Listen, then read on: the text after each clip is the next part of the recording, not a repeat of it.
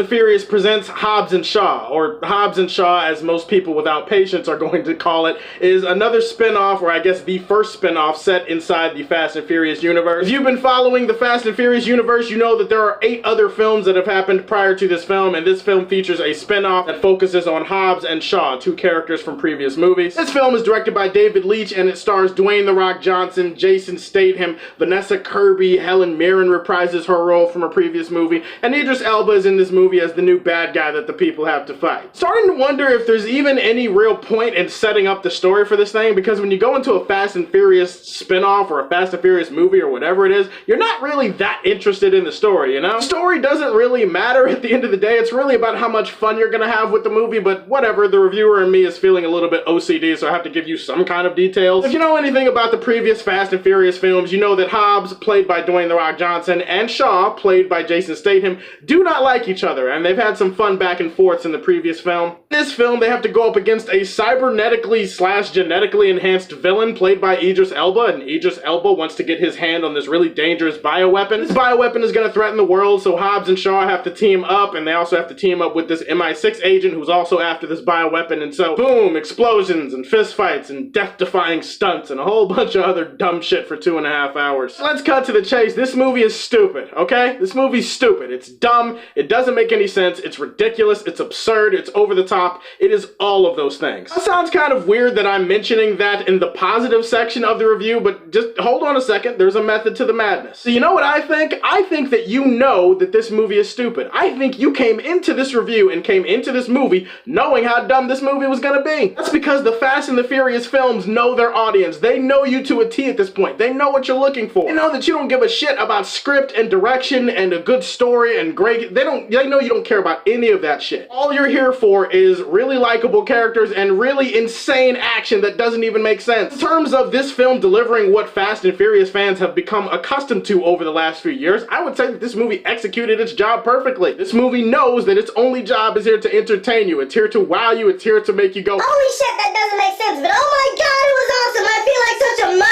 It's a known fact at this point that if you go into a Fast and Furious movie or a Fast and Furious spin-off, in this case, the testosterone levels are going to go up and your brain cells are going to die off about 5 minutes into the movie. So I have to warn you, if the Fast and Furious movies are not your cup of tea, they're not your flavor, if you go into this movie and you try to resurrect one of your brain cells after the first 10 minutes, guess what?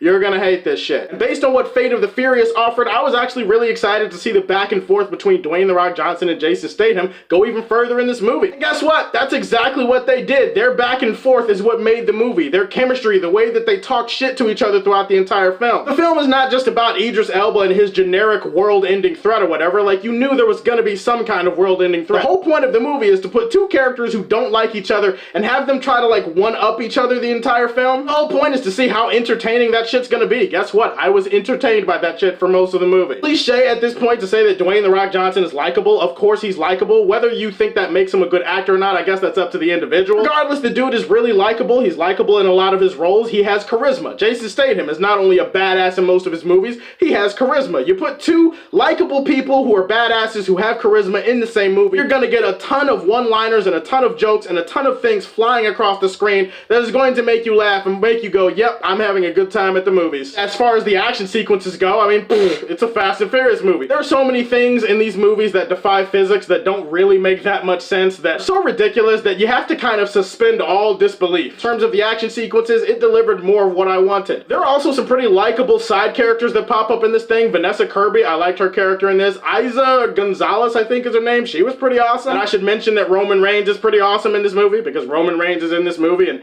he's awesome, and apparently he's a big deal in the wrestling community, so there you go, Roman Reigns shout out. As far as everything else with the movie, I mean, come on, like I said, it's stupid. There's no real script, there's no real story, there's really nothing here that's gonna grab you beyond what I mentioned in the positive. Not really much of a compelling story here, it's another world-ending threat. Idris Elba is fine, I guess, as the villain. The movie is just a bunch of excuses to have action scenes. In terms of the story, the movie is cliche and predictable and kind of boring, and you don't really care about it. In terms of the script and the dialogue and some of the things these characters characters say. It's almost too cheesy. Like, it's almost Wisconsin Green Bay Packer cheesy. Believe it or not, even in a cheesy movie, you can push the limits on how much cheese you're willing to take, and this movie definitely straddles that line. Pacing does drag a little bit. It's a little bit off kilter in the middle section of the movie, at least for me. Something happens in the third act that feels kind of shoehorned into this movie to drive home the whole, hey, family theme that this series has going for it. Regardless, guys, I had a really good time with Hobbs Shaw. I knew what it was going into it, and this movie is not a great film, and it's not going to be anywhere near my top 10 films of the year. But in terms of just pure popcorn, adrenaline-fueled fun, I liked it. Hobbs Shaw was a fun time at the movies, as I thought it would be, and I'm going to put this one in the Silver Age for Man of Steel. Alright, guys, so tell me, what did you think about Hobbs Shaw? Tell me what your favorite Fast and Furious movie is, or tell me what your favorite Dwayne "The Rock" Johnson movie is. Come on, we can be creative with this shit. And as always, if you like what you see, tell me how you feel, and stay tuned to hear more from the Man of Steel. Peace.